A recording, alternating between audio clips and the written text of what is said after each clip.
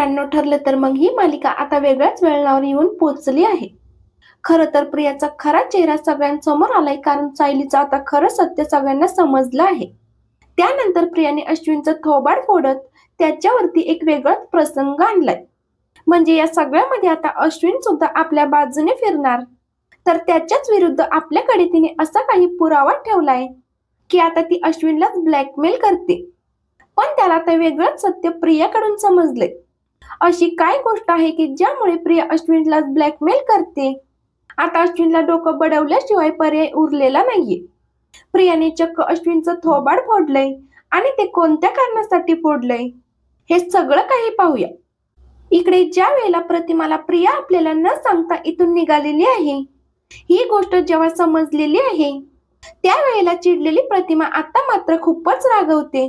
तेव्हा प्रतिमा मनात विचार करते आणि म्हणते की तन्वी अशा ठिकाणी चाललेली आहे जिथे ही काहीतरी चुकीच्या गोष्टी करत आहे आणि त्याचं सत्य मला जाणून घ्यायलाच पाहिजे.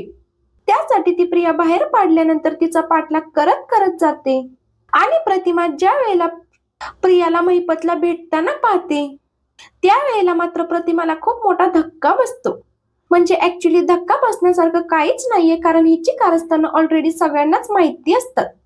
पण आता या सगळ्यामध्ये तिला एक वेगळंच सत्य समजतं. प्रतिमा जे काही ऐकते ते ऐकल्यानंतर तिच्या कानावरतीच तिचा विश्वास बसत नाही. त्यावरती महिपत सांगत असतो की तुला काय वाटतंय ग, तू या सगळ्यातून सही सलामत सुटशील का? अगं, तुला सुद्धा मी अडकवणार आहे. तुला काय वाटलं तुझी दुखती नस आम्हाला माहिती नाहीये का? तू तन्वी नाहीयेस हे सत्य ज्याप्रमाणे आमच्यासाठी धोकादायक आहे, त्याचप्रमाणे ती तुझ्यासाठी सुद्धा धोकादायक आहे. ही गोष्ट जर का तू विसरली असशील ना, तर ही गोष्ट आम्ही समोर आणू शकतो. त्यावरती प्रिया थोडीशी गडबडते आणि प्रिया म्हणते ठीक आहे, आण ना. अगं, तू काय आणणार, मीच जाऊन सांगते. आणि त्यामुळे माझ्यापेक्षा जास्त नुकसान तुमचंच होणार आहे. ही गोष्ट जर का तुम्हाला समजत नसेल ना, तर काय हरकत आहे, नको समजू दे.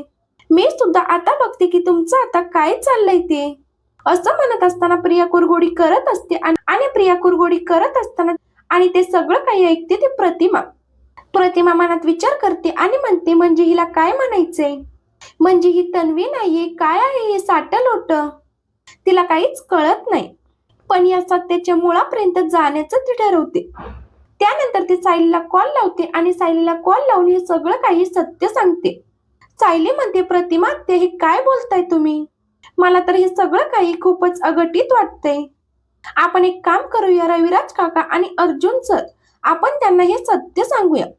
असं म्हटल्यानंतर सायली आता विचार करते की आधी रविराज काकांचा राग शांत होऊ दे, मी अर्जुन सरांना तोपर्यंत सांगते.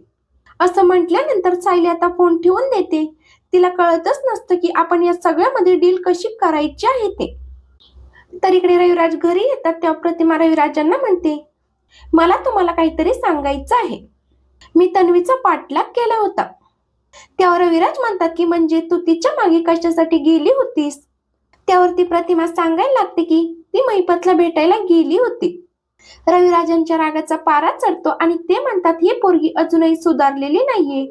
असं म्हटल्यानंतर प्रतिमा सांगायला लागते की ती महिपतला भेटायला गेली आणि काय म्हटली माहितीये का? महिपत तिला म्हणत होता की तू खरी तन्वी नाही, हे मी त्यांना सांगेन. आता मात्र रविराज म्हणतात की एवढंच ऐकायचं बाकी होतं. त्यावरती लगेच प्रतिमा म्हणते की काय झालं, अर्जुनचा फोन का आला होता? त्यावरती रविराज सांगू लागतात की तू जे काही बोलतेस ना ते मला समजलेलं आहे. ते मला सगळं काही समजलंय आणि मला आता समजलेलं आहे या सगळ्यामध्ये आता काही झालं तरीही आपली मुलगी नाहीच आहे. कारण आता अर्जुन तिकडे गेलाय, पण नागराजचा काय संबंध? आता ही गोष्ट इतकी कॉम्प्लिकेटेड होत चालली आहे ना, मला कळतच नाहीये की काय चाललंय हे सगळं. अगं, हे खूपच मोठं कॉम्प्लिकेटेड आहे. ह्याच्यामध्ये तन्वी, नागराज, महिपत यांचं खूप मोठं रॅकेट आहे आणि हे रॅकेट आता एकदम विचित्र पद्धतीने आपल्याला हे सगळं काही करू पाहते. काहीतरी गडबड आहे. तुला कळतंय का प्रतिमा? असं म्हटल्यानंतर प्रतिमा म्हणते की हो, खूप मोठी गडबड आहे. पण मग सायलीचा काय संबंध? त्यावरती रविराज म्हणतात की माझ्या वकिली डोक्यामध्ये काहीतरी वेगळंच येते. या सगळ्यामध्ये माझ्या वकिली डोक्यामध्ये एक गोष्ट जी येते ना, ती गोष्ट ही आहे की सायली तन्वी आहे का? हे ऐकल्यानंतर प्रतिमाला मात्र खूप मोठा आनंद होतो. प्रतिमा म्हणते की हे काय बोलताय. तेव्हा रविराज म्हणतात की कोणाशी सध्या तरी बोलू नकोस. तू थांब, मी सध्या तरी काहीच हे करत नाहीये. सगळ्यात पहिलं आपल्याला त्या अश्विनचे डोळे उघडायला पाहिजे. जे काही आहे ते सगळं काही अश्विनला सांगायला पाहिजे. पण हा मूर्ख अश्विन तिच्या जाळ्यामध्ये अडकलेला आहे.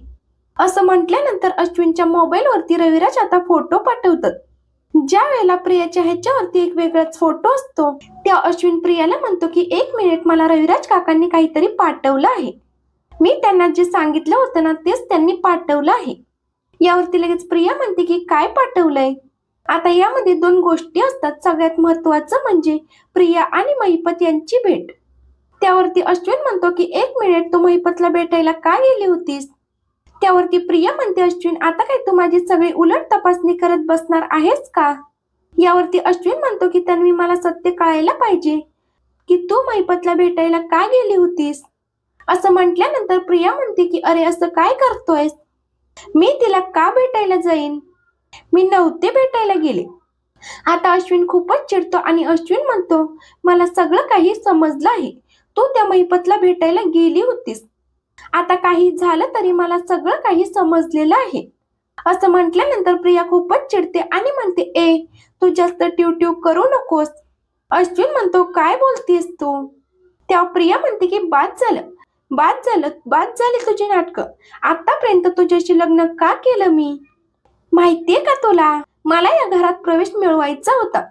यावरती अश्विन म्हणतो की हे काय बोलतेस तू. त्यावरती प्रिया म्हणते की हो, बरोबर बोलते, पण तुला माहिती नाहीये की तू या सगळ्यामध्ये अडकलेला आहेस. त्यावरती अश्विन सांगू लागतो की पण मी कसा अडकलोय. त्यावरती प्रिया सांगते की तुला मी अडकवलंय.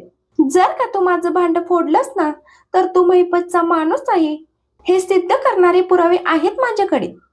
असं म्हटल्यानंतर अश्विन म्हणतो की म्हणजे काय केलंयस तू आणि हे काय बोलतेस तू. त्यावरती प्रिया सांगू लागते की महिपत आणि तुम्ही दोघांनी मिळून हे सगळं काही कारस्थान केलंय आणि तुम्ही अर्जुनला मारण्याचा प्लॅन केलाय आणि तुला प्रॉपर्टी हवी आहे ना म्हणून तू हे सगळं काही केलेस. तो म्हणतो मी काय केलंय. त्यावरती प्रिया म्हणते की हा पुरावा. प्रियाने आता असं काही जाळं टाकलं असतं की या सगळ्यामध्ये तिने अश्विनला गाफील ठेवत, कारण तिला माहिती असतं की हा माणूस हुशार आहे आणि हा कधीही आपल्यावरती उलटू शकतो आणि त्यामुळे तिने ऑलरेडी हा डाव खेळलेला असतो आणि त्यामुळे तिने अश्विनच्या विरोधात पुरावे गोळा केलेले असतात. अश्विन म्हणतो, नालायक तन्वी, तू माझ्या घरच्यांपासून मला लांब केलंस. माझ्या घरच्यांपासून मला लांब करून तू आता हे काळे धंदे केलेस. तन्वी म्हणते, खबरदारा. त्यावरती अश्विन म्हणतो की तुला तर आता, असं म्हणत तो तिला मारायला जातो. तो काय तिला मारणार, त्याच वेळेला तीच त्याला मारते आणि म्हणते, आताच्या आता मी तुला पोलिसात देईन की तू हे सगळं काही केलेस आणि तूच मधुभाऊंना मारलेस. त्यावरती अश्विन म्हणतो की हे काय केलंयस, अगं हे काय बोलतीयस. तेव्हा प्रिया म्हणते की हो, तूच मधुभाऊंना मारलेस. आहे माझ्याकडे साक्षीदार, राज काकांनी पाहिलं आहे. आता मात्र अश्विनला काय बोलावं काहीच कळत नसतं. तिने अश्विनला पूर्णपणे आपल्या जाळ्यात ओढलेलं असतं. आता त्याला काहीच बोलता येत नसतं. आता अश्विनना घरकाना घाटका असा झालेला असतो. ना तो घरी काही सांगू शकतो ना तो बाहेर काही सांगू शकतो. तर दुसरीकडे रविराज प्रतिमाला म्हणत असतात की तन्वी आपली मुलगी नाही हे मी 100% सांगू शकतो, पण सायली आपली मुलगी आहे की नाही ते मी सांगू शकत नाही. आता हे सगळं झाल्यानंतर म्हणजे आपण ताक सुद्धा फुंकून फुंकून पिऊया.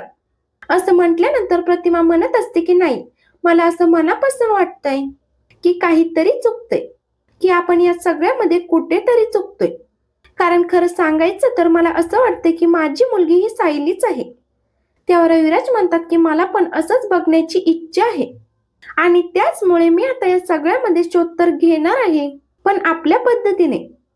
यावरती प्रतिमा म्हणते की सायली आपली मुलगी असेल तर किती बरं होईल ना, या नालायक प्रियाला आपण घराबाहेर काढू. त्यावरती लगेच रविराज सांगायला लागतात की सध्या तिला गाफील ठेवून मग काय करायचं ते आपण बघू. असं म्हणत रविराज आता तिला या सगळ्यामध्ये समजावून सांगतात की काय करायचं काय नाही आणि पुढची खेळी खेळली जाते. आणि पुढची खेळी खेळताना प्रतिमा, रविराज, अश्विन, अर्जुन सगळेच जण एकत्र आलेले आहेत. या सगळे एकत्र आले आहेत ते प्रियाला अडकवण्यासाठी. ज्या वेळेला प्रिया घरी येते तेव्हा प्रतिमा विचारू लागते की तू कुठे गेली होतीस? मला माहिती ना तू कुठे गेली होतीस? त्यावरती प्रिया म्हणते की काय बोलतेस तू? अगं कुठे गेली होतीस म्हणजे मी माझ्या मैत्रिणीकडे गेले होते. त्यावरती प्रतिमा सांगायला लागते की तुझी मैत्रीण म्हणजे महिपत शिकरे ना. तेव्हा प्रिया म्हणू लागते की आई तोंड सांभाळून बोल. त्यावरती प्रतिमा म्हणते की तू मला तोंड सांभाळून बोलायला सांगणार का? मी आता बाबांना बोलवते, माझ्याकडे व्हिडिओ आहे. त्यावरती त्यावरती तन्वी म्हणते की तूच तो व्हिडिओ काढलास ना, अश्विनला तूच पाठवलंस ना, तुला वेड लागलंय वेड. त्यावरती लगेच प्रतिमा ओरडायला लागते आणि म्हणायला लागते की खबरदार तन्वी, एक शब्द जर अजून बोललीस तर खबरदार माझ्या वाटेला जाऊ नकोस, तुला असा धडा शिकवेन ना मी, असं म्हणत ती चिडते आणि प्रियाचं थोबाड फोडते. आता या सगळ्यामध्ये प्रियाला अडकवण्यासाठी प्रतिमा जे काही करणार आहे ते पाहणं खूपच इंटरेस्टिंग असेल. असेच मालिकेंचे पुढील अपडेट पाहण्यासाठी आपल्या चॅनलला नक्की सबस्क्राईब करा. धन्यवाद.